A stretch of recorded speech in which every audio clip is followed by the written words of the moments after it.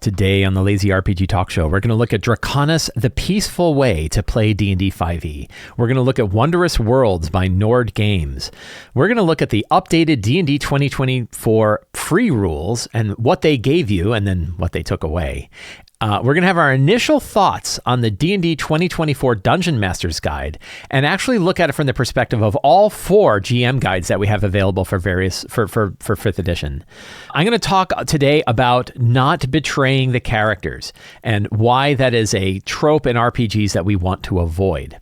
And we're going to cover the remaining questions on the October 2024 Patreon Q&A, all today on the Lazy RPG Talk Show. I'm Mike Shea, your pal from Sly Flourish, here to talk about all things in tabletop role-playing games. The Lazy RPG Talk Show is brought to you by the patrons of Sly Flourish. Patrons get access to all kinds of tips, tools, tricks, adventures, source books, and other things to help them run their role-playing games. They also help me put on shows like this, and they get access to the awesome Lazy DM community over on Discord. Please check it out. It's a very low price, and it gives you a lot for the money that you put in, including helping directly support me and the work that I put in on this show.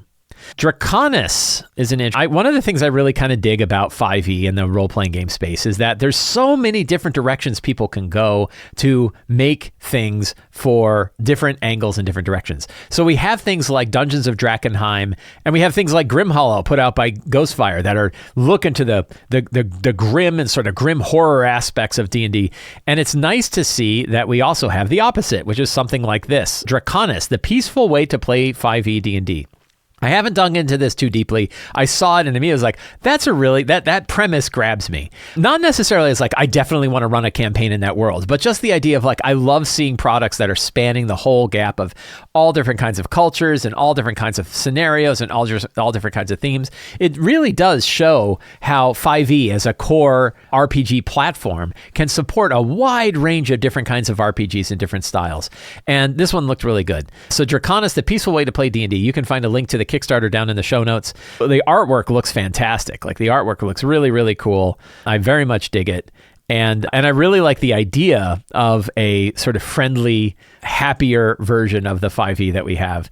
Again, I haven't dove in. I don't see any kind of preview, but there's certainly lots of images that show you the kinds of things that you're going to get here. I have not backed this one myself yet. I probably am going to back the PDF because I'm very curious to see what this looks like. But they have descriptions of what does a peaceful version of D&D look like? You know, how do they have they adopted it? So really, really cool stuff. I would check it out. There's a lot going on there. Pretty good campaign. The art is really, really nice. I think the art alone is probably what's grabbing me the most. And it appears to be a full campaign that you can run in this style. So take a look at the Draconis. Trust, Care, and Bond. Draconis, the peaceful way to play D&D. This is not a sponsored thing. They did not tell me. I don't know who made this. They did not ask me to do this, but I saw this kicking around our Discord server and I thought it looked really cool. So check that out in the show notes below. Wondrous Worlds. Nord Games and I have partnered before on other things. They helped me fulfill previous Kickstarters and things like that.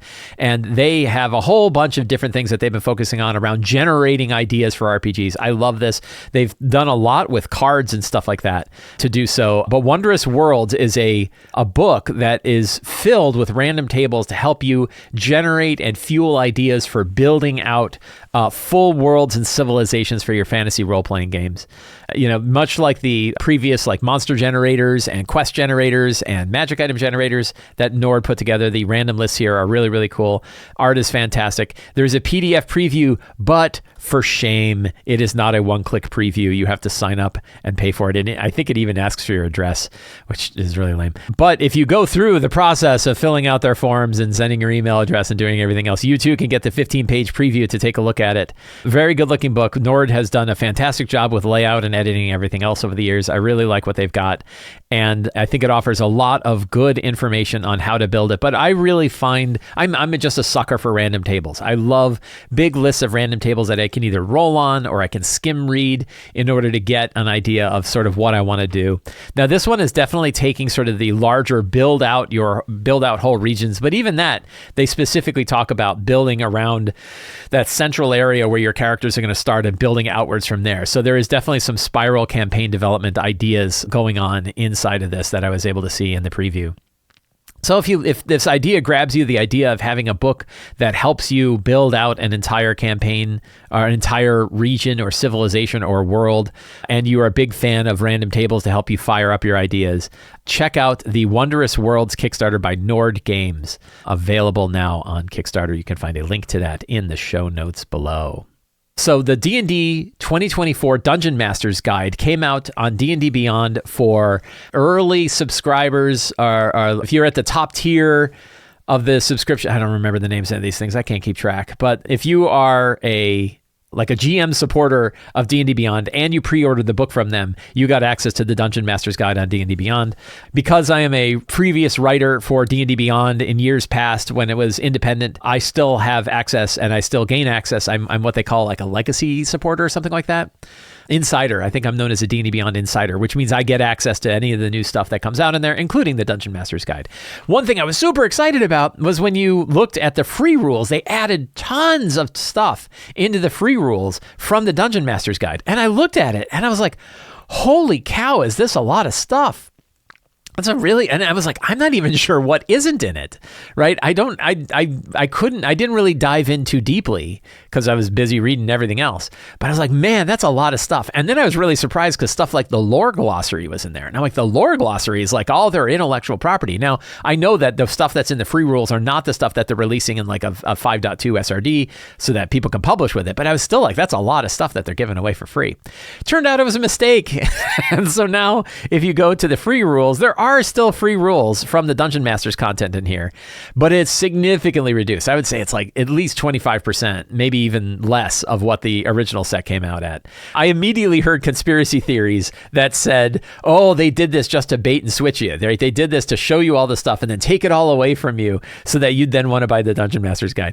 I think you're giving them far too much credit that either one of two things happened. Either somebody actually screwed up and put up too much material and then it got pulled back again.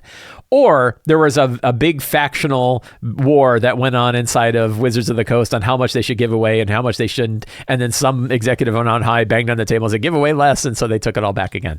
So either of those cases could be true. What is true is, I guess it's good for them that they didn't put it on PDF, but you really should put it on PDF, Wizards of the Coast. Please put out more products in PDF because they were able to take it away. So here's an example of you had something and then you got something taken away. Granted, it was like a mistake. It wasn't something intended that you always had, yada, yada, yada. But, and they posted a little thing up on there and in their notes, kind of buried away in their change log, was corrected content error, like on October 29th with the release of the master tier. That's what it's called. I couldn't figure out all the names. The master tier early access to the 2024 Dungeon Masters Guides was inadvertently updated with the D&D free rules with additional content that was not intended to be released. I don't know. I mean, maybe you could screw that up. I don't really know, but I wouldn't my conspiracy, I'm not saying this is what happened. I don't think it's impossible that you had different factions inside Wizards of the Coast. One group who wanted to give away more and one less, and then the group that wanted to give away less won. But it's possible that they really never didn't, and you might as well take it at face value because it doesn't really matter, that they really didn't intend to put all that stuff up there because it was a lot. It was like a shocking amount of stuff that was up there. So anyway, that was kind of an interesting thing that happened. But, and originally I had a note, the only reason I'm really talking about is I had a note in here about, wow, look at all the free stuff they gave us. Now, there are some key free things that they put in here that I think are pretty vital. And for example, one of the big ones, and we're going to be talking a lot about this, is the new encounter building guidelines that are part of the D&D 2024 Dungeon Masters Guide are available in the free rules. So there is enough material in the free rules to probably run your game. You're just, you're not getting everything that's in the Dungeon Masters Guide. And there is a set of magic items that are there. I haven't gone through to see exactly what's here and what's not. They're downloadable tracking sheets, which they're very proud of. Those are all available on here as well. So all the different tracking sheets that are available in the Dungeon Master's Guide are downloadable for free for anyone to be able to get it. So there's a lot of stuff there. And I think it's great that they do have a set of free rules that they're putting up and updating immediately so that people can enjoy the new D&D 2024 content without, not only do you not have to pay for anything, you don't even have to sign up. You can just it's an open website, open URLs, you can go and get it. What you can't do is download it. but that's another problem. All right, let's talk about the Dungeon Master's Guide. So I am not giving like a big formal review of the D&D 2024 Dungeon Master's Guide. I do have to give a disclaimer. Not only do I have access to the D&D Beyond one because I am a quote-unquote D&D insider, i.e. I wrote for D&D Beyond many years ago with Adam Bradford, Todd Kendrick, who is back with D&D. But because I did that writing back then, I was given access to the insider account, which gives me access to everything. So that meant that my D&D Beyond version of the Dungeon Master's Guide I got for free. I also did receive a review copy of the physical version of the D&D 2024 Dungeon Master's Guide that literally showed up the same day that I had driven to my local game shop and bought one. So I now have 3 copies of the 2024 Dungeon Master's Guide, 2 special edition covers, 1 normal cover. But I was given that. The Wizards of the Coast did send me those books as a review copy. So that's an important disclaimer. I'm not going to do a formal review. I'm not going to go through page by page. We will be talking about bits and pieces of it over time, over various parts of the talk show. But I did want to give some of my initial thoughts and particularly talk about how does the D&D 2024 Dungeon Master's Guide fit in with the Tales of the Valiant Gamemaster's Guide, the Level Up Advanced 5e Trials and Treasure, and the original D&D 2014 Dungeon Master's Guide, and what that means for us to have all of these different books. So that's something that I'm going to talk a bit about. So what are my initial thoughts? And again, fast review. I haven't read it cover to cover. I read some sections in pretty deeply. Other sections I kind of skimmed over, and I'll talk about what stuff I didn't really pay much attention to because other people are, and I'm gonna let them kind of talk about it. And the stuff didn't really interest me as much as everybody else. Number 1, the book is beautiful. It's a really, really gorgeous book. The physical version of the book is outstanding and way nicer to read and deal with and look through than the D&D Beyond version. So not only do you buy a copy of this book that they can never take away from you ever again, but it's really a gorgeous book. And it's a 384-page full-color book for $50. It's a pretty good deal, too. And I admire it. The art is great. The layout is great. Everything looked really, really good. So it's a very beautiful book. I feel like it seems like a great book for new DMs. So this is like just my personal opinion, man. And my personal opinion is that reading through it, I feel like this is a good introduction to what D&D is. I think it does a good job of explaining the game to DMs up front. I think it has some good examples of what the game looks like. It does a way better job of bringing in new DMs than I would say, and then many would agree, than the D&D 2014 Dungeon Master's Guide did. So I think this is good. The advice all seems pretty sound. There are 2 specific things that I saw where that really, like one of them, actually both of them, the top of my head flew off and steam went shooting out the top.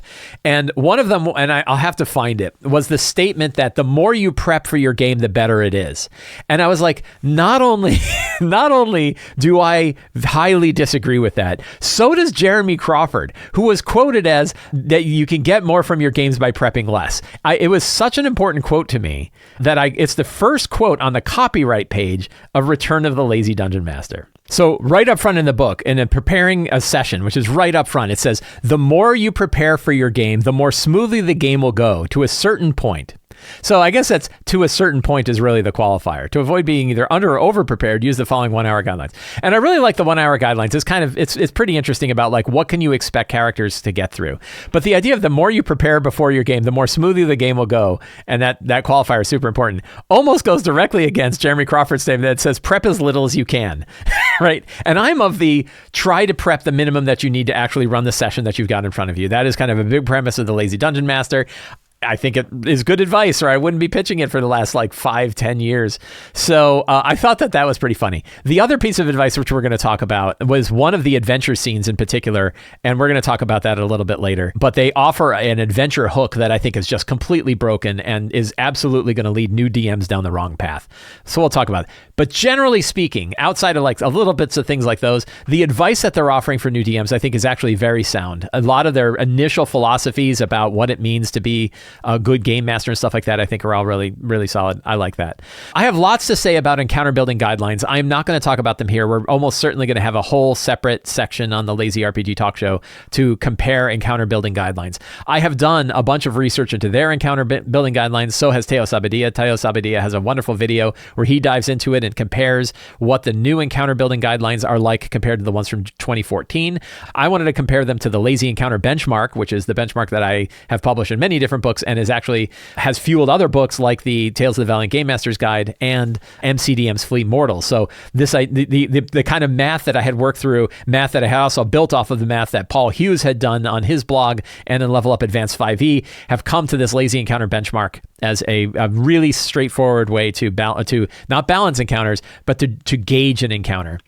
But having taken a deep look at the new encounter building guidelines, I have a couple of thoughts. So the 2024 Dungeon Master's Guide encounter building rules, in my opinion, do two things. One, they undervalue low CR monsters and overvalue high CR monsters. In other words, if you're using those guidelines, you are likely to have too many low challenge monsters when you're running low challenge monsters against your characters, and too few high CR monsters when you're running high monster CRs. I've done a bunch of calculations on this, looking at it compared to the lazy encounter benchmark, which still puts boundaries on certain things, but the lazy encounter benchmark, I think, does a better job of ensuring you are not going to wipe out characters with too many low CR monsters, and you're going to have enough backup monsters to protect your bosses in high CR ones.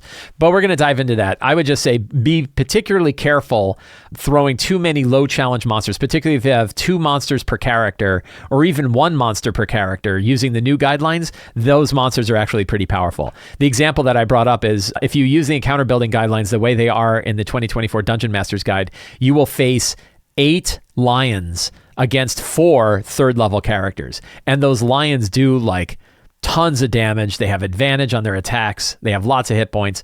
It's a really, that looks like a particularly deadly fight. That looks outside of hard. And it's because of the way the experience curve works that you can throw a lot of low CR monsters, 8 CR1s versus 4 level 3 characters, which feels like too many to me. 6 would be about right. And 6 is actually what the lazy encounter benchmark would offer. There are lots of good sections on degrees of failure and how to handle death. So there's now like good advice on things like, you don't have to just sit with a DC and have it either be success or fail. You can actually do things like how much of a success or succeeding at a cost. So now we're starting to see some really good practical advice that's inside the Dungeon Master's Guide.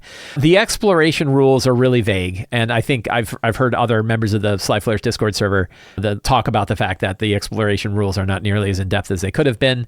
Other things like crafting, they talked a lot about the crafting rules. I just checked those out actually before the show, and I was like, wow, those are really thin too. Like there's no chance for failure. It's really kind of weird how the crafting system works. I would almost certainly not run it the way it is in that book. There's no replacement for madness. So madness was in the original book, and granted, madness is definitely like an ableist sort of idea. Then many different groups have switched over to things like strife in Level Up Advanced 5e. I have the stress effects one that I added to the Lazy DM's Companion. So there are other ways to deal with this. However, there's no variance. And here it's just like you're dazed or you're stunned or whatever. So they just basically took it out, and they really didn't replace it with anything that was nearly as interesting or as flavorful as what other groups have done with things like strife or stress effects or things like that. But the Lazy DM's Companion has you covered with an awesome 1-page guideline for using stress effects, and even how you can deal with stress effects to let players still have agency over what their characters can do. There's no random encounter tables in here. So inside the 2024 Dungeon Master's Guide, there are no random encounter tables. I bring this up because the other Game Master's Guides have random encounter tables. They did not have random encounter tables in the 2014 Dungeon Master's Guide, but they did have them in Xanathar's. I really feel like random encounter tables are a very valuable tool for GMs. And I don't know why, in my opinion, I don't know why you'd fill it with bastions and have like a Greyhawk thing in there when random encounter tables are the kinds of things that you can go back to over and over again in order to run them. I think it should have them. The only area that it has them is they have small random encounter tables that are inside their sample adventures, and they say like, oh, we could always use those, but they're like 6 people. It's not really nearly enough. It's missing a lot of optional rules that the 2014 guide had. The big one is flanking. So, and I don't mind because I never use flanking, but I know the flanking was actually a very popular house rule, not even house rule, it was a very popular alternative rule available in 2014's Dungeon Master's Guide that now is gone. But there's lots of other optional rules that were kind of neat. I don't think a lot of people used them, and I think that's why they didn't end up in the book, like using proficiency dice instead of proficiency bonuses, background-based skill systems, which I really liked, but nobody really used. Weapon speed factor. Oh my God, we lost weapon speed factor. Most of that stuff I don't think anybody's going to miss, except flanking. I have a feeling that there's going to be groups like, you telling me there's no flanking in the 2024 version? And there is not. I really love their simple treasure system. Just before this show, I was doing my GM prep for my Tales of the Valiant game, and I did not like the treasure building system in the Gamemaster's Guide for Tales of the Valiant. I really like this one because it's very straightforward and simple. You know exactly, you can hand out a set of treasure per session to your characters. You can customize it by churning gold into gemstones or gold into trade bars and other things, and it's got a really straightforward rolling system. The one thing I'm not so convinced about is that they don't have separate tables for consumables and permanent magic items. They're all in the same tables.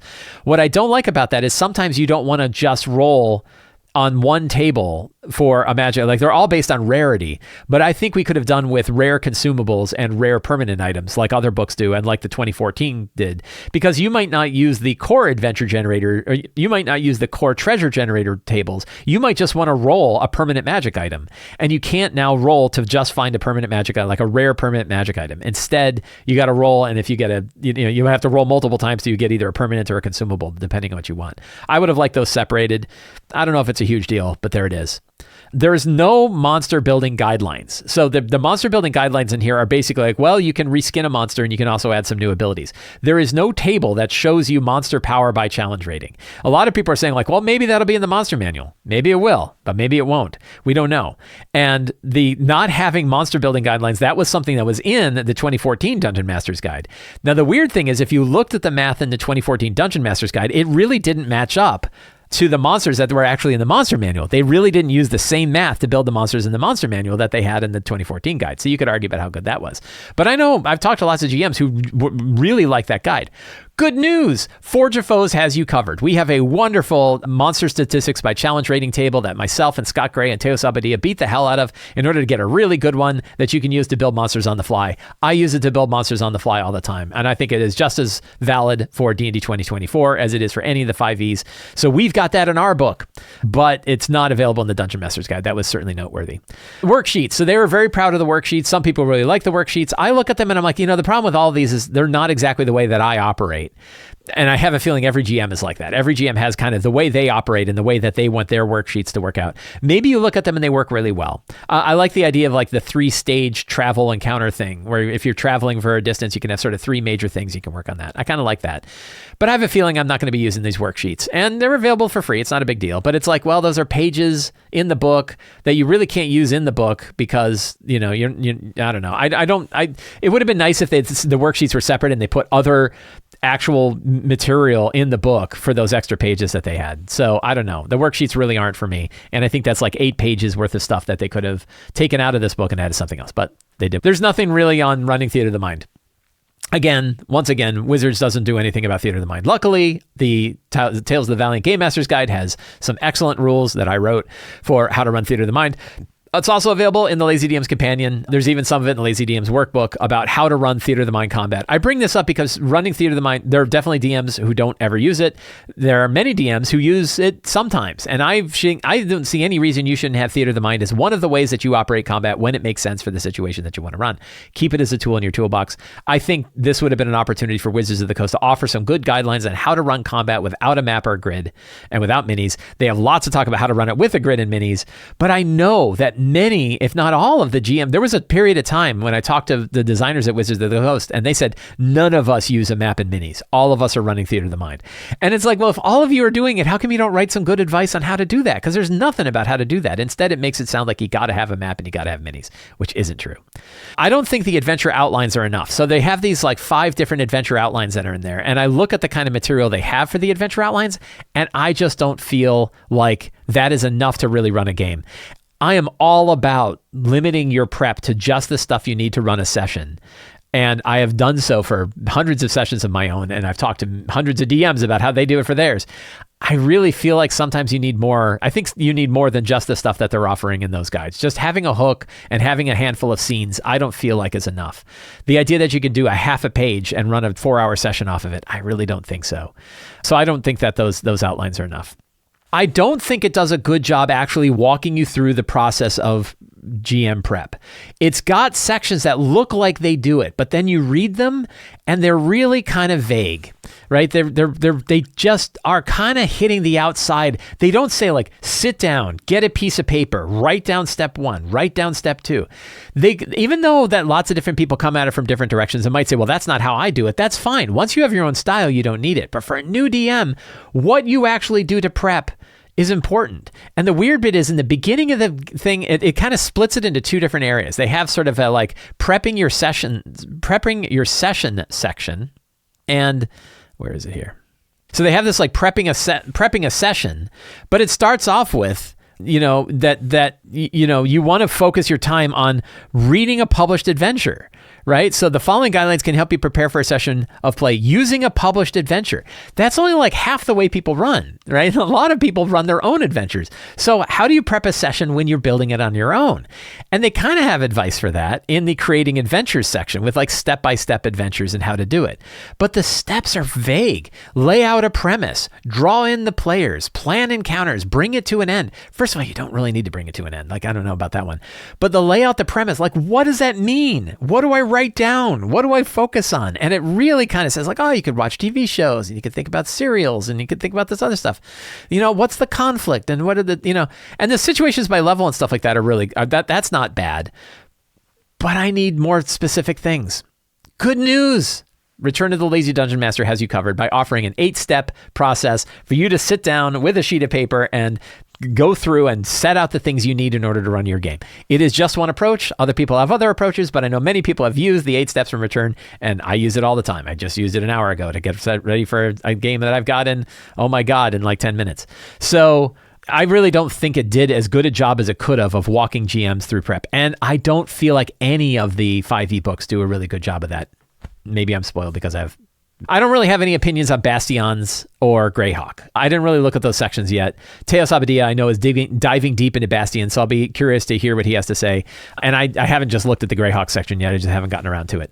So I don't really have any opinions on either of those sections yet. I would not be surprised, however, given what I'm hearing about Bastions and lots of criticism I hear about Bastions, that might be the section of the DMG we all just forget exists, right? And a year from now, no one's talking about Bastions. It's a shame because they probably spent a lot of time on it and they probably spent a lot of pages on it, and those pages could have spent for things like random encounter tables that we could use later on, but whatever. So one of the interesting things is like, well, how do you compare this to all of the Gamemaster guides that are out there? Where does this sit? And I'm going to focus on 4 different Gamemaster guides that we now have available to us. The D&D 2024 Dungeon Master's Guide, the 2014 Dungeon Master's Guide, the Tales of the Valiant Game Master's Guide, and the Level Up Advanced 5e Trials and Treasure book.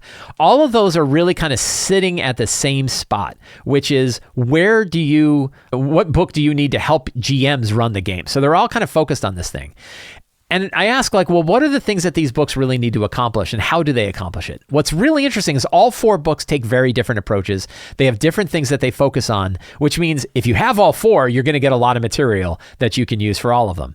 Now, of course, you're like, well, great. Thanks, Mike. That's $200 worth of books that I have to have for game mastering. Some people have that and they have those books. Some don't. The nice thing is I think we can get a lot from all of these to build any of the 5e games that we're building for any of the systems. The nice thing is all of these books are compatible with one another. All of these books work with 5e, including other fantasy RPGs for stuff like that. But we have a lot of material that we can use in order to really, have lots of different things. But when we think about what a Game Master's Guide is and what kind of stuff that it does, some ideas are like it has to have an introduction to GMs on how to run the game, advice to GMs for running a good game, toolkits, alternative rules and subsystems, tables to inspire you during your prep, encounter building guidelines, treasure and a reward system, and magic items. Those are the things that a Game Master's Guide really needs, and all of them have that at some degree. But when I look at the 4 Game Master's Guides, right, we have those 4, the 2014 Dungeon Master's Guide, the 2024 Dungeon Master's Guide, Level Up Advanced 5e, and Level Up Advanced 5e's Trials and Treasure, and Tales of the Valiant's Game Master's Guide. We can learn a lot and get a lot of tools from all of them. They're not very redundant with one another. There's definitely some cases where you'll find redundancies, but in some cases you'd be like, wow, I've got 3 different magic item crafting systems, and I can mix and match the ideas about how these work. Some of them take too long, some of them are too easy, some of them are too hard, some are too expensive. You can look at all of the different crafting systems and decide which one you want. You can look at all the different random encounter tables. I just looked at the encounter tables that are inside the Game Master's Guide for Tales of the Valiant. They're a little bit smaller than the ones that are inside Level Up Advanced 5e, so that has a bigger focus. So I'm going to talk a little bit about like what are the things that each of those books do better than all of the others. So you can decide like, well, which ones do I want to prioritize, both with which ones I might want to purchase, but also which ones do I want to pull out for whatever kind of thing that I'm looking at. So I feel like the D&D 2024 Dungeon Master's Guide is good for beginners and doesn't miss anything vital that you need in order to run the game. And it has, I think, my favorite treasure system of all 4 of the books. I really like it. Again, the one problem that it has with the treasure system is that it doesn't separate consumables from permanent items in their lists, which means if you want to roll just for a permanent magic item or a consumable magic item, you can't use those tables. You can use those tables in the Game Master's Guide or the Trials and Treasure book from Level Up Advanced 5e. Both of those have them. The Tales of the Valiant has lots of advanced options. It has excellent Theater of the Mind guidelines, excellent minion and horde rules, vehicle systems, wars, random encounter tables. And I mentioned that I think of the 4 books has my least favorite treasure system because of the way that it does bundling, and you build one giant bundle for a multiple level ranges and then have to decide how to spread it out. And also the way that you generate the items for those bundles doesn't match the random tables they have. So I'm not really crazy about their treasure reward system, but they have lots of advanced options. One interesting thing about the Tales of the Valiant Game Master's Guide is that because magic items are included in the Adventurer's Guide, the Player's Guide for Tales of the Valiant, there's actually way more material for helping GMs, giving toolkits to GMs and other approaches for GMs in that book than the other ones, because they don't have like 70 pages of magic items like the other books have. So you get a lot of material for the Tales of the Valiant Game Master's Guide, and you can look through and decide what you like. A5e's Trials and Treasure has absolutely fantastic exploration rules, really good exploration rules that break down the character roles that they could take during exploration, a fantastic random encounter generation system that actually shuffles in very nicely with the Monstrous Menagerie from Level Up Advanced 5e to give you really interesting and rich encounters. They have a great treasure system. I've actually used their treasure system as the one that I built the Lazy RPG or the Lazy GM's treasure builder on. They have good downtime rules and good crafting rules. They have strongholds. They have lots of different things in Trials and Treasure. It is a really outstanding Game Master's Guide that you do not want to miss. The 2014 Dungeon Master's Guide probably isn't worth throwing away. I always felt like it was an undervalued book. I heard so many complaints about it, and I can understand those complaints from people who were new to D&D who picked it up and opened it thinking it was going to guide them to Dungeon Master and didn't, and instead was like, here's how to set up currencies for your campaign, and here's look at all the planes and building your own cosmology. And boy, it went way off from like actual practical advice, but it is packed with lots of really good inspirational random generators and random tables to build things. It's got a dungeon generator in there. It's got some outstanding maps. It's got lots and lots of stuff in there. The treasure system is a little bit fiddly, and it rewards a ton of treasure. I think more treasure is rewarded in the 2014 Dungeon Master's Guide than anything else. It's like hundreds of thousands of gold at some point. But it's a very good book, and it's one where I think like as a reference book for inspirational stuff, one of the funny things I think about the 2014 Dungeon Master's Guide is that I have seen people say it's missing this thing, and I wrote it and I'm selling it on the DM's Guild, and you're like, it actually had that. And like, it did, right? Like there's stuff in there that we just don't see. I always said like it is worth like every 6 months or so pulling the 2014 Dungeon Master's Guide off your shelf, sitting down for a half an hour and just going through, just flipping through it to see all the different things that it has, because we forget all of the stuff that's in the 2014 guide. So I think it's really good too. Now, of course, one nice thing about all of this is I feel like the work that I have done, all the work that I put together in the Lazy DM's Companion, inside Forge of Foes, and inside Return of the Lazy Dungeon Master are all fully valid, fully useful things that support all of these different Game Masters guides and support the Game Masters that have those guides. Sometimes there's little touches of redundancy, but I think that the focus and approach that I've put, and my friends Scott Gray and Teo Sabadi and I did in Forge of Foes, really focuses down on things that are very practical for you to help you run your games and sit alongside all those Game Masters guide. So I would say, and one specific thing, and I brought this up before, is I don't think any of the Game Masters guide do a good practical view of how a Game Master should sit down to prep their game. I don't think any of them do it well.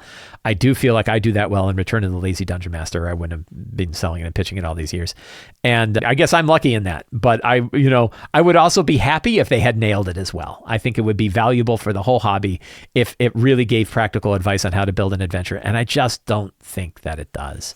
So I think we're in an outstanding spot. I really think that all 4 Game Masters guides have lots of stuff to offer us. I think that if you are looking to like build out your toolkit of different resources, if you want to have different approaches and different systems for things like crafting or exploration or bastions or anything like that, you have multiple books that you can go to with pieces that you can pull and mix and match and mash together to create your own version of 5e, which to me is what makes 5e such an awesome RPG system and makes the hobby so great, is we can build our own system from all of these material coming at us from all different sources. I think all of them are great. In the new 2024 Dungeon Masters Guide, there are 5 different adventure scenarios that they offer. One of these is known as Horns of the Beast. And Horns of the Beast has the following hook. An unassuming human merchant named Melicus, secretly a chaotic evil fiend cultist devoted to Ayus, hires the characters to escort him on an expedition to find an ancient temple lost in the jungle. He offers to pay them 2,000 gold, blah, blah, blah, blah. And guess what? At the very end, he betrays you. He takes it for himself and he puts it on. Now you have to fight the NPC who gave you the job in the first place. This is, in my opinion, a terrible hook for an adventure. And it is a terrible hook for an adventure for a few reasons. And my number one thing I want you to walk away with is don't betray the characters. Just don't. You know, you say, oh, is it a valid way to do it? I mean, like, oh, it's done in books and movies all the time. It's just, you can avoid it and it's fine. And there's so many other interesting things you can do instead of having an NPC betray the characters. A friendly NPC turns out to be a bad guy. It's lame. What really chaps my ass about this is Wizards of the Coast has now done this in numerous adventures, including an entire big hardcover adventure where the whole premise of the adventure completely falls apart if you find out that one of the people that put you on the quest is actually a bad guy. They do it in 3 recent adventures. Planescape, Spelljammer, and Vecna all have betraying NPCs. Now, in some cases, it's like, oh, you can twist it slightly and it's fine. And I've heard other GMs who are like, oh, you can twist it and it's fine. But in many cases, they are integral to the plot of the adventure. If you don't do what they're going to do, you're not going to do it. So what are the problems with betrayal? Betraying NPCs have 3 major problems. Problem number 1, it isn't the NPC betraying the characters, it's you betraying your players because you're holding things back. You don't want them to realize that this guy's a bad guy. And then you're like, haha, it turned out this dude that you've been following all this time is a bad guy and he's going to take the crown. He's going to, steal it and turn into an evil dude, right? You broke trust with your players. Now they're not going to trust any other NPC you bring. And what happens is players become more cynical when you do this. And we don't need more cynical players. They already don't trust everybody. They're already trying to figure things out. They already know that they can kick an NPC off of a cliff. So we don't want our players to be more cynical. We want our players to be wondrous and trusting and recognize this. So don't have betraying NPCs because they'll never trust any other NPC again. After you do that to them, you've broken trust with your players and they're not going to trust you again. Don't do that. The other one, though, is beyond the trust of the players. It builds a fragile adventure model. Let's look at that one. An unassuming merchant named Melicus, secretly a chaotic evil fiend cultist. What if you figure out he's chaotic evil? What happens to the rest of your adventure? Guess what? Nothing. You've lost it. The adventure is gone. The hook is dead. Same with these hardcover adventures. One of the hardcover adventures spends hundreds of words trying to twist around the idea so you can never figure out that the betraying NPC is a betraying NPC because the premise of the adventure falls apart if you figure it out. I think they actually bury, in one pace, they don't want to say, oh, well, you'll never figure it out. They bury it behind a DC 30 check, right? And it's because they know that, if you find this out, I think one of the books literally says, well, if that happens, you're going to miss 5 levels of play because all of these other adventures you would have gone on because the guy was going to send you off to them. He's not going to send you off to them anymore. Spoilers, if you can figure out what I'm talking about. So you create a fragile adventure. If you have a unassuming NPC who's giving quests to the characters who's actually a bad guy, what happens if they figure it out? And if your argument is, well, they're not going to, then why are you railroading your players to say, well, I made a betraying NPC, but no way, no how possible you're going to be able to figure out? That's railroading, and that's a really bad form. There's good railroading and there's bad railroading. That's bad railroading, saying that there is no way for you to go forward with this other than betraying the NPC. Diablo 3, the video game, had this, where the main NPC who's driving you, turns out she's Diablo. And you're like, oh my God. And the game is expecting you to play it multiple times. And the second time you're like, can I stab her? Can I just stab her? Because I know she's Diablo, right? And you don't want to have that situation in your game. Don't build fragile scenarios around the idea that the players will never figure out that this betraying NPC is actually a secret bad guy. It seems interesting. And what really bugs me is they're giving that in the Dungeon Master's Guide as advice to new DMs. You're going to have a problem with it. If you're a new DM, and trust me, a lot of new DMs do this. Oh, I'm going to have my secret bad guy. And then their players are pissed off. Or you're going to have one of two situations. Your players are, and they're really pissed off that they wasted all this time supporting a bad guy that they didn't have to support. Or two, they're figuring out right away. And now you don't have any adventure because your whole adventure hinged on this one idea that they'd never figured out that there was a bad guy. Both big problems. So what can you do instead? Lots of things. There's lots of different approaches that you can take that are really interesting. Here's a good one. What if they know he's a bad guy? And what if they still are motivated to do the quest with him anyway? You know, an example I'll bring up is Al Swearingen in Deadwood. Everyone knows he's a murderer, right? In fact, people come to me and says, what's your take on me? He goes, a murderer, right? And he's like, okay, that's fair, right? And so you know he's a bad guy, but you know that in order to move the thing in the right direction, you're still going to have to work with him. So sometimes it's really interesting to have to ally with a bad guy in order to fulfill a quest, because the only way that you're really going to move the thing in the right direction is to ally with that villain. Do you expect them to betray you? No, because you're already hinged. You're already ready to know, like, I cannot trust this person because I know they're a villain, but they're still giving me things that I need and they're still giving me useful stuff. They're guarded, but there's no secret. There's no hinge. And they could still say, well, I'm not going to work with this guy. That's okay because they already know it's a villain. It can work out. Now, another one is to let NPCs change their minds. In the Spelljammer adventure, there's a betraying NPC, but the way it plays out is instead of having that NPC just straight up betray the characters, what if instead they are tempted? And it's up to the players and the characters to convince them not to do the thing that they are now tempted to do. They had never had any intention of putting the crown on, but now that it's in front of them, there's so much power. And what if they could use that power for good? What if there was a way, right? This is Boromir in the Ring. Not evil Sauron turns out to be, Samwise Gamgee is actually Sauron, right? So there's other ways to approach it where temptation comes to the NPCs and it's up to the players to help them with it. That works better. What if the bad guys turn into good guys? So what if they have villains that they're dealing with? And I bring up Ilaria from Angel. If they're in the TV show Angel, had a super powerful elder god named Ilaria who was terrible. And then she kind of realized, like, I don't really have anything anymore. And like, what am I supposed to do? And has sort of like, and changes, right? And becomes one of the allies and still an elder god, still doing elder god stuff. But now like the behavior changes. Again, you look at like Swearingen, right? Like, and he never becomes a good guy, but he definitely aims in good directions because of directions that he goes. So, and I love the last line in Ilaria. Would you like to lie to me now? Made me cry when I saw that. So Angel is a really good show. Yeah, and that's an element from fiction that you can take and go with, which is the idea of like complicated characters who sway between good and evil, who do things that are bad and good, who have flaws in one direction or the other. Far more interesting than the secret bad guy who's going to betray the players. So here's 10 alternative hooks that you can replace that other hook with. 1, the good guy gets possessed when he's in proximity of the MacGuffin. So he was a good guy all along, but when he shows up, he is taken over and now the players have to deal with him. You're working against a parallel group of evildoers. So you're doing all the good guy stuff, but there's another group that you know is out there who's doing the evil side of it instead of the one dude who's inside your group. The guy is just a normal guy who wants to get rid of an evil artifact before anyone else does. So why does he have to be bad at all? He could just be a good guy that goes along with you and he does what he says. It's still a very interesting adventure. The fact that he's a bad guy doesn't matter.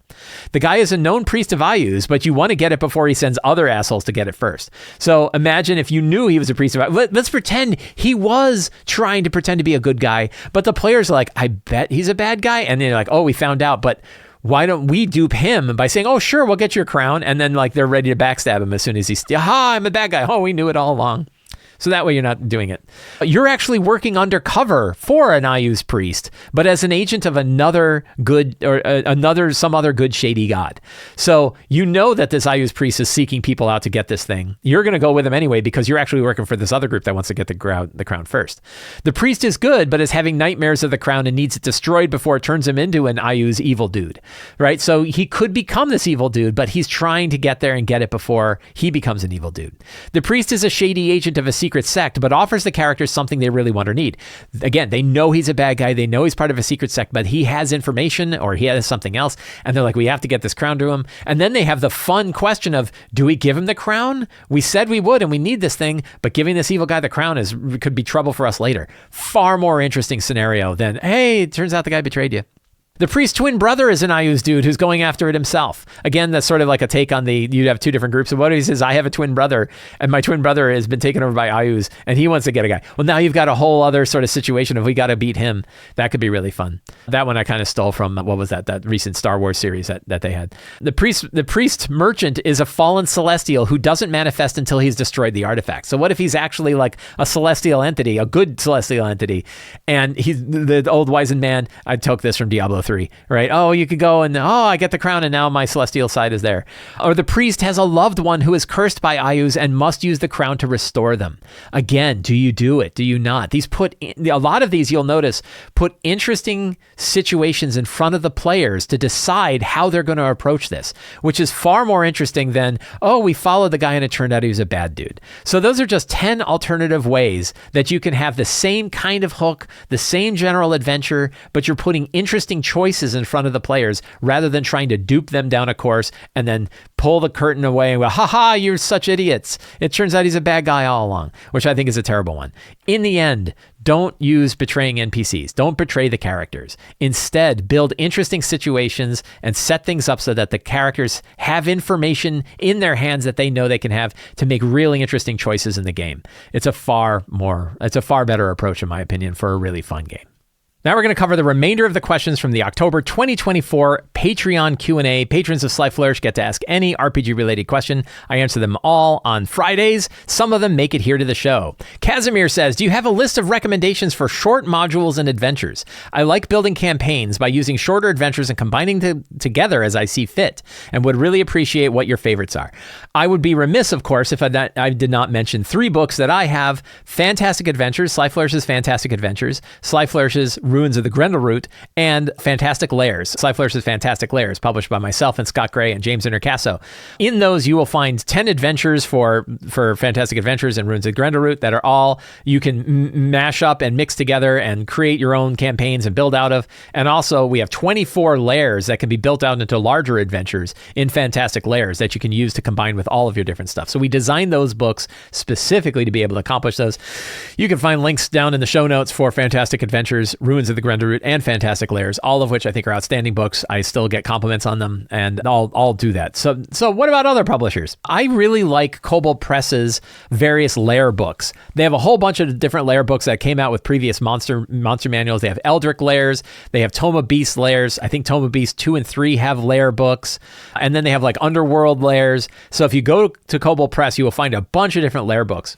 I really like them because not only are they separate adventures, they're usually very short and straightforward. They're almost always focused on like a location with a very small hook to get characters to a place to go do a thing. I've written a few of them for Kobold Press, and I think they are really, really good. The Warlock Lairs books also have a bunch of different small adventures that you can run. I have one of those that I wrote for Kobold Press as well, and those I think are really good. Raging Swan has lots of material. On short adventures, Raging Swan definitely publishes some short adventures, but also lots of material to help you build your adventures. So I definitely take a look at Raging Swan. And Arcane Library would be the other publisher I talked about. This Arcane Library is Kelsey Dionne's imprint, where the creator of Shadowdark, but she has a whole bunch of different 5e short adventures, very well written, very easy to digest, really designed to be table usable and table playable, that you can take and mash together into a whole bunch. So those would be the ones that jump right out. There are definitely others. I'm skipping many of them. I would also say, like, hey, the short adventures that are published by Wizards of the Coast, many of those are very good as well.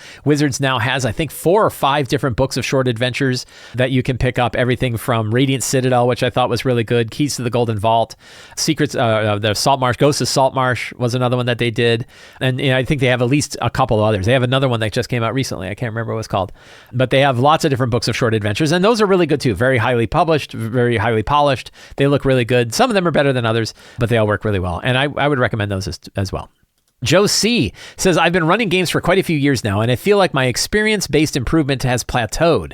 What are some good books I can read to help step up my game? I already have the Lazy GM set, looking for anything from being a better storyteller to books of tables, etc., to use at the table. I prefer physical books so I can annotate them, and they're just easier for me to read. So earlier in the show, I mentioned the 4 different Gamemaster guides, and I think all of them have something to offer. So I think the 2024 Dungeon Master's Guide is really good. The 2014 Dungeon Master's Guide has lots of inspirational stuff to help you build out your games. The Tales of the Valiant Gamemaster's Guide has lots of stuff in there, lots of toolkits that you can use to build out your game, lots of different ways to approach it.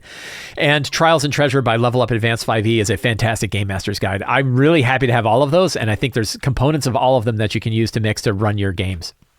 Some other things I would do, I really think you could go far by reading On Writing by Stephen King. It's a book about writing, but I think a lot of the stuff that he talks about in how to let the story evolve as it goes, I think are very relevant to role-playing games. It's a really fun book, and I would recommend that one as well.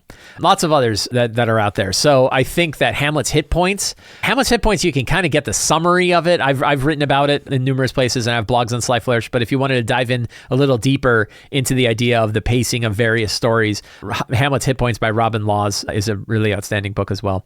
And of course, there are many others, but those are the ones that really jump to the top of my list. Tim W says, I'm DMing for the first time and I'm really enjoying it. Congratulations, welcome to the hobby. But I really struggle to just knock down and prep. I've done lots of world building and system building, but just prepping for the upcoming session, I find myself waiting until the night before and half-assing it. Do you have any advice for just locking in and putting in the hard yards to make it fun? I had to look up what hard yards were. It's a rugby thing, apparently, to make it a fun and engaging session. First of all, if you think that waiting till the night before to do your prep is half-assing it, try doing it 2 hours before your game, which is what I do every Sunday. First of all, half-assing it is the right approach. Right? Do a half-ass job. Check out the Simpsons musical about doing a half-ass job. Half-assing is perfectly fine as long as you and your friends are having fun at the table, right? So only do the stuff that you need in order to run a fun game. But as far as like buckling down and just focusing on the session, this is why I wrote the 8 steps of Return of the Lazy Dungeon Master the way I wrote them, is it's intended to say we're focusing only on the next game we have. We have 8 steps, the strong start, the scenes that are going to occur, secrets and clues that they might discover, the monsters they might face, and so on. And what I find works for me is when I have that framework in front of me, I feel like half the job is already done. I'm not sitting there staring at the clouds wondering what's going to happen. All I have to do is fill out these 8 sections. And even in the 8 sections, I go, I don't need that one. And I can just not do it. So for me, the idea of focusing on those 8 steps, the 8 steps from Return of the Lazy Dungeon Master, one of the advantages I think it has is that it just gives us, it sort of takes half of the job away because we don't have to think up a new framework every time we're sitting down to prep. We have one. We know it works. Now, maybe the 8 steps aren't your 8 steps and you have different steps. That's fine. Write them down, focus on them, really like solidify those steps so that the next time you have to sit down and do your prep, you just fill out those things that you need to fill out. So that's my advice. It gave me an opportunity to pitch for Return of the Lazy Dungeon Master again, but I think that is really what I would recommend. Richard W. says, I have really enjoyed listening to your Shadowdark game develop over the course of time. I'm interested in running the game, but I'm hesitant due to the random nature of the game.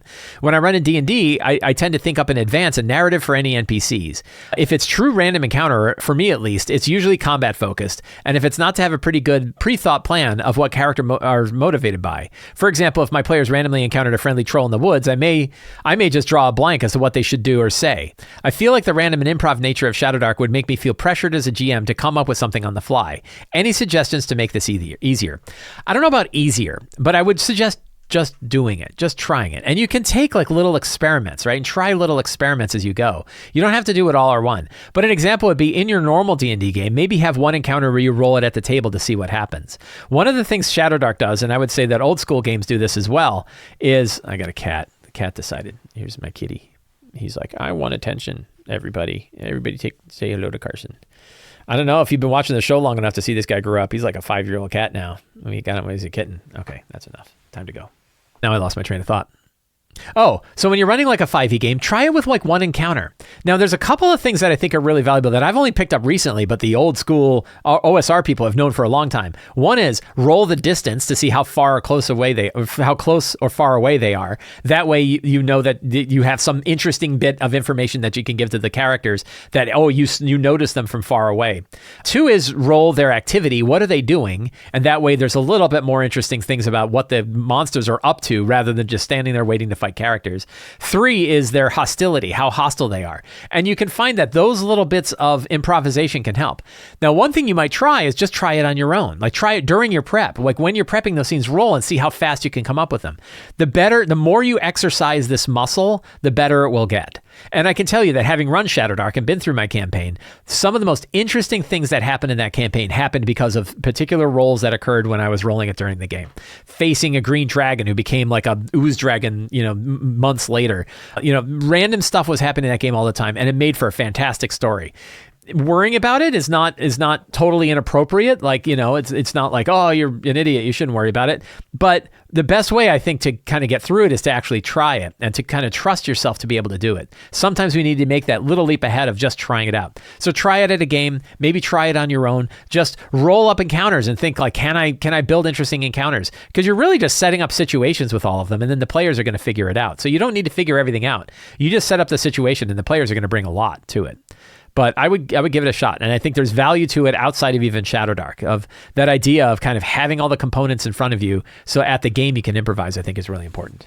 Gavin the Mystic says, now that you've completed a year-long Shadowdark campaign, if you were to start a new Shadowdark campaign, would there be, say, 3 or so rule tweaks and or house rules you would implement? Yes, I'm going to give you 4 because I added one earlier today. 1, when you die, your new character returns at the same level as your old character, but with no experience. This way, players wouldn't feel like they had to start all the way at level 1 again, and instead would start at whatever level their previous character was. We still had some pretty big level discrepancies, though, because a lot of people would have a lot of experience and then die and lose that experience before they hit the next level. But that worked out pretty well for us. This is a new one. I actually tried it yesterday in my yearly Shadowdark Ravenloft game, which was the first time you cast a spell, you don't lose it if you fail. So if you're casting a spell the first time and you fail the check, you don't lose the spell. But if you fail it the second time, then you do. So every spell gets 1 free failure before you lose access to the spell. Because I've seen it happen many times in our game where they get brand new spells and they were like higher tier spells, and they'd roll and they'd fail and they never get to see it, right? Like there were some people got spells that they never saw because they always failed to check and they just lost the spell, and that kind of sucked. So it would have been better if basically you're saying, hey, you don't lose access the first time you do it. Now it does require a little bit of tracking, but in my game yesterday, a guy who had never played Shadowdark before immediately figured out that I'll put 1 slash if I fail, and then if I fail the second time, I put a 2nd slash, and that means it's gone. So they were able to keep track of it very, very easily.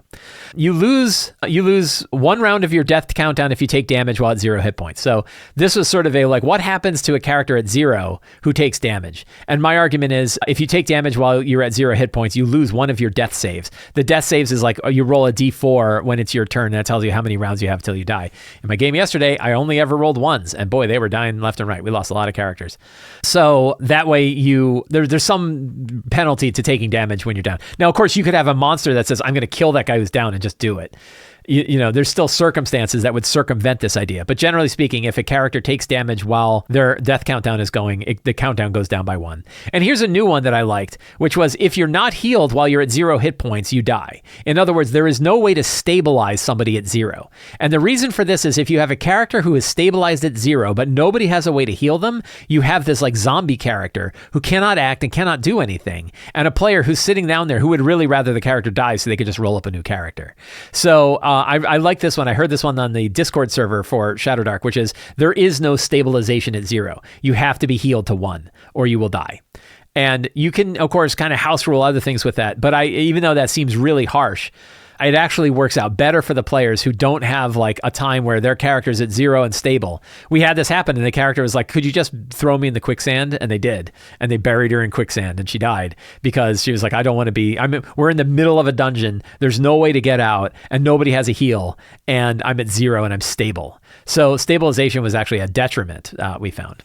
Coots says, I have a question on how to design quest hooks that are compelling, but not so compelling that they can't be ignored. If a beloved NPC is put into peril and they are the only ones that can do something about it, do they really have a choice? And am I therefore subverting their ability to choose through the high stakes that I've established? How do you find a line between making things seem urgent, but still giving freedom for the players to go their own way? So that's a very good question. And it's a common thing. I was actually talking to one of my friends yesterday who is running Tomb of Annihilation about the death curse and the whole idea of like, oh yeah, you can do a bunch of side quests inside Port Nyanzaru, but meanwhile souls are getting destroyed by this soul engine thing. You really got to take care of it. And he said, yeah, that actually happened. My players were like, we don't have time to do any of this stuff. We got this big mission. And so you want to make sure that when you're putting quest hooks out there, you have a dial on that urgency. You're putting in a safety net that lets you dial the urgency back. And you want to, basically, if you're going to offer 3 options to the players, you dial all the urgencies so they're even. You don't want any one of them to say, well, this one's more urgent than the other 2, because players will definitely grab it. Players tend to like to get forced into things like that. What I find is, like, when players realize they don't have to choose a quest, they're kind of happier because they could just do it and they don't have to think about it. They know it's the right one. They're looking a lot of time for the right one. Even though they're feeling about being railroaded, sometimes they want to get that right one. So you have to kind of break that idea and make sure that there's urgency in it. The example you bring up of, like, what if somebody is kidnapped? Well, what if instead you're like, hey, I'd like you to check in on somebody. You know, I haven't heard from them in a bit, and I'd like you to check in with them. There's no urgency. We don't know if they're kidnapped or not, but I just haven't heard anything, and I was wondering if you could go check it out. Or you can go into that dungeon and collect that thing that we need. Or you could do this other one. So in that case, like, when you look at the hook for the quest, maybe the hook doesn't really fully sink in until they've chosen it. And then when they choose it, then the urgency goes up. So you have this dial on the urgency. Instead of saying, hey, the house is on fire over here, but there's this cellar that might have a cool piece of treasure in it, but the house is on fire. Instead, you're like, something's going on at the house, but we don't know what, and we want somebody to go investigate it, you know? Or we have this dungeon over here that's got a piece of treasure in it. And they're like, well, we can investigate the house or we can go to the treasure. Now they're not really sure. Well, let's go investigate the house. Oh my God, it's on fire, right? And so you turn the urgency up after they've selected the quest. Like, that's an important one. But when you're designing your quest hooks, when you're putting those options in there, it definitely helps you to look at them and say, are any of these more urgent than the others? And then how can I change that quest hook to dial the urgency back? Whatever it was that made that thing urgent, dial it back. In my City of Arches campaign, they're going on a big quest to find the Key of Worlds, right? It's a big Key of Worlds quest arc that's in there. And they know that there's bad guys who are trying to get it too. And they know the vault is cracking, so evildoers from outside might be able to get in even without opening the front door.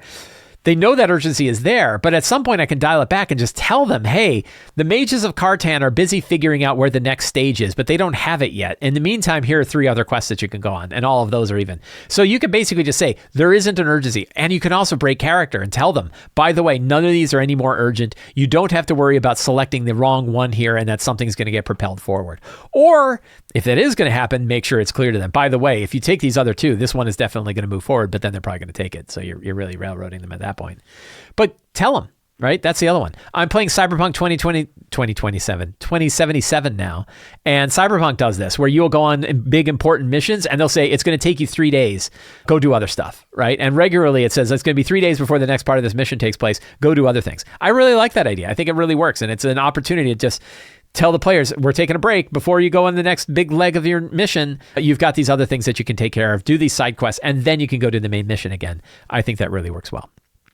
Caleb C2 says, I'm starting a Shadowdark campaign next week and thinking about how to end each session of play. Shadowdark seems built around the dungeon crawl one-shot. Players travel to a dungeon, run in, get treasure, and retreat back to town. Carouse and level up, rinse, repeat. In a campaign or mega dungeon, this might not make narrative or logistical sense. How do you approach it? One is, don't try to plan where it's going to end, and instead make yourself comfortable ending the sessions in the middle of stuff.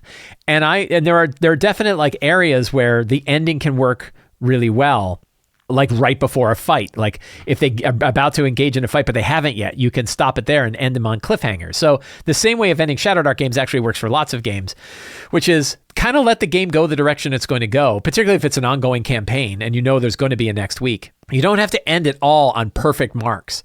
You don't have to end it that they're done with the dungeon. So you don't want every dungeon to be so small that it fits into a session. Sometimes it just takes extra time. And sometimes you just note like, okay, you're in room 3, right? And you guys are talking about heading to room 4, and that's going to be next time. We don't have to have these perfect endings. And honestly, when I played Shadowdark, our game went in all different directions. Some stuff took multiple sessions, some went very quickly. I'm usually pretty good at being able to find that right beat near the end of a session to make it really interesting and to keep people wanting to come back for more. They've got just enough to know what's going to happen next. I'm pretty good about doing that.